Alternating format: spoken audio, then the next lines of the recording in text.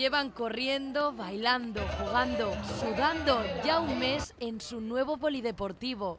Los vecinos de Albal ya estrenaron el nuevo complejo La Balaguera, pero tras las elecciones ha sido ahora cuando se ha inaugurado.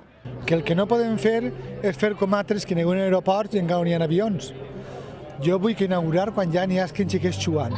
Hay mucha afición aquí al deporte y creo que está bien, ¿eh? Las inversiones están para fomentar el deporte para los críos, me parece perfecto. Y es que en estas completas instalaciones se puede practicar casi cualquier deporte. Campos, fútbol, pista de tenis, pista de atletismo. Además, el polideportivo está ubicado en el núcleo urbano, al alcance de todos. Y se nota. Sí, porque si no había que trasladarse a Santana y era bastante, para la gente que no tenía coche, era un poco incómodo.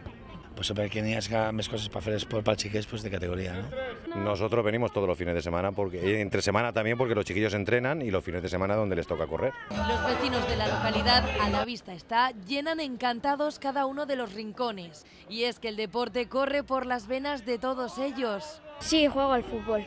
Que en el ratio que utilitza gent que practica deport respecte al número d'habitants, som el poble d'Espanya que més practica el deport. Pues jo crec que està molt bé, són molt completes i ens ajudarà a tots els albalencs y a totes les famílies a desarrollar el esport. Buena fe de ello ha dado la delegada del Gobierno en funciones, Ana Botella, en el que ha sido una de sus últimas apariciones en el cargo.